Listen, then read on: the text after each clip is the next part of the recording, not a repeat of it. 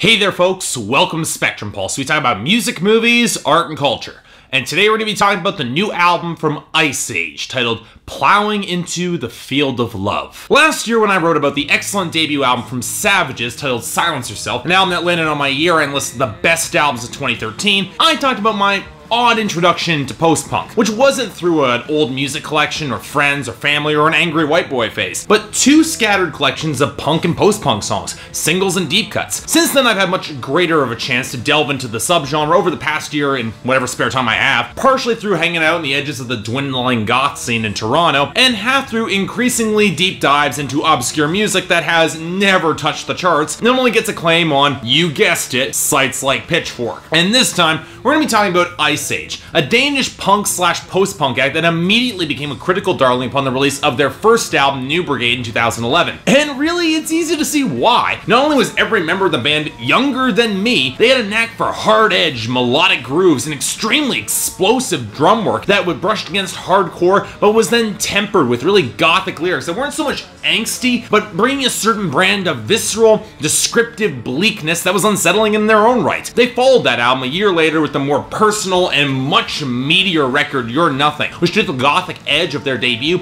and honed it into a much finer edge, striking directly at human insecurities and everything people do to conceal them, not shying away from putting themselves directly in the line of fire. Perfect framing. It was their first record on Matador Records, the same label as Savages, unsurprisingly, and it was a natural fit for them. That being said, I've never been a huge fan of Iceage. I sure as hell respect them, but their occasional choice to sacrifice great melodic grooves for a tempo change or out-of-nowhere breakdown, it occasionally frustrated me. Yeah, I know they're a punk act, they do that, but when the songs they write are so strong melodically, breaking them apart in that sort of way just kinda irked me in some way. That said, I wasn't surprised when the critical acclaim started pouring in for their newest album, Plowing into the Field of Love, so I made sure to give it plenty of listens. How'd it turn out? Well, honestly, it's probably Iceage's best album yet, and definitely their most surprising. Not only did they radically expand their sound, they did it in a way that best accented their strongest features in terms of interesting melody lines and progressions. Okay, yes, there will be a few people who consider the shift away from more traditionally hardcore music to be a questionable choice, but when the music delivered and the melodies are this good, I can't complain. And make no mistake, Plowing into the Field of Love by Iceage is a great album, with only a few minor problems that keep it from being one of my favorite records thus far this year. Yeah, it's that good. So, okay, to start, we need to get the elephant in the room out of the way quickly, because while Iceage is always called back to the music of the past that acts like Bauhaus and Joy Division, this record shows a much more explicit lineage to one of my all-time favorite acts,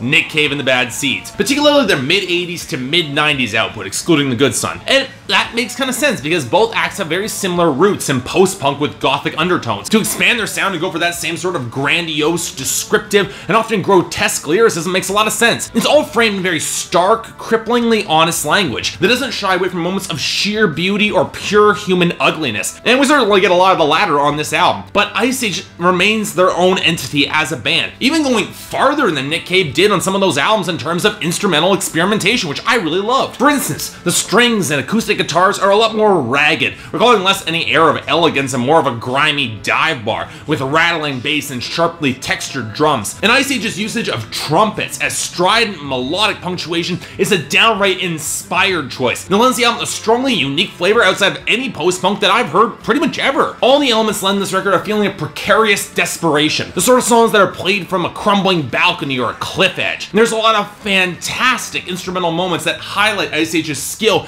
in crafting really potent songs, from the ominous piano line supported by the explosive snares on My Fingers, the gurgling fuzzy guitars, and great melody on The Lord's Favorite. It almost seems to call back to classic country and vintage rockabilly, which I loved. The bass and kick drum crescendos on Glassy-Eyed, Dormant, and Veiled that balance amazingly well against the great aggressive strumming and horns, the great guitar melody on Let It Vanish, the fantastic bouncy melodic progression with this chugging riff on Abundant Living that I really loved, the lonely dreariness in Forever, and even the quiet moments like the almost vaudeville-esque piano ballad Against the Moon, with every instrument feeling ragged yet so impressively beautiful, or the title track's acoustic potency that feels like the perfect finale track with the mournful horn melodies. I guess if I were to have any issue with the production instrumentation at all, it'd probably be, okay, my typical issue with Iceage that I already said. And there's some moments where they accelerate to collapse into this haze of noise that recalls a lot of their their earlier work, or on tracks like Simony and Simmering and Shade, they feel a little bit too reminiscent of their post-punk past, and while the songs are definitely still good, they don't quite fit as well with the more intricate construction and more melodic-driven focus of the rest of the album. And that intricacy has definitely expanded to the lyrical construction as well, which has improved leaps and bounds over their sparse descriptions that drove their earlier work, mostly thanks to Ronenfeld's improving grasp of English. And the songwriting intensifies this feeling through its primary theme, showing our singer being on top of the world and drunk on his own power, and yet watching it all spiral out of control because he knows it is a position he hasn't earned. It completely punctures the arrogance of songs like On My Fingers, the stripper prostitute sex song The Lord's Favor, the gleeful hedonism of Abundant Living, and even the flagrant song about wasting time searching for true love on Against the Moon. The underlying feel of depression and desperation to find anything real is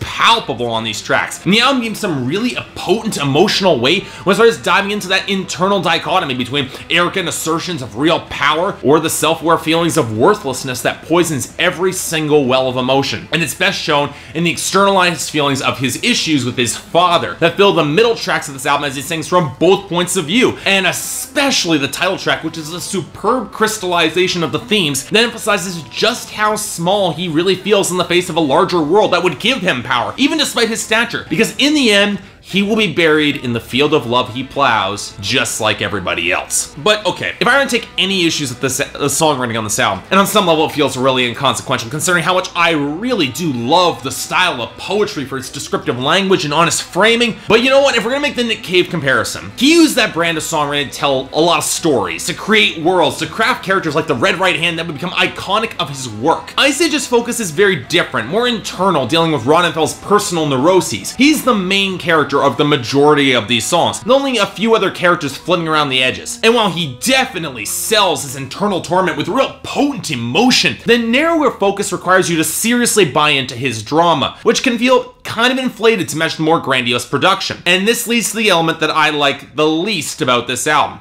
Ronenfeld's vocals. Now, let me stress, he's doing exactly what he should be doing on an album like this. He's going all out. He's pushing his voice to the limit to sell both his internal torment and newfound power. These are heady emotions and tough to keep well balanced, and he nails that balance. But on a certain technical level, Ronenfeld's vocals just feel a little bit underweight and lacking in real presence as of now to truly make these songs hit with real impact for me. Now, I suspect this will change over the course of the next few years. I mean, he's younger than me, for God's sake, and more tours and time will likely season his vocals and give them just a little bit more gravitas. And you know what? To some extent, these vocals match the themes of this album perfectly. They fit, showing the truth of him almost sounding out of his depth. But you know what? He hasn't quite gained the presence or technique to completely sell me on this transition to more epic sounding material. Don't get me wrong, he will get there very soon, I suspect, but you know, it's probably about a year or so out, so the vocals just didn't quite work with me as well as they could have. But you know what? I'm nitpicking on an extremely solid album. It doesn't quite grip me as tightly as I prefer, but it's still a damn impressive album from an act making risky musical choice and it paying off in the best possible way. In other words, this album is a very strong 8 out of 10 and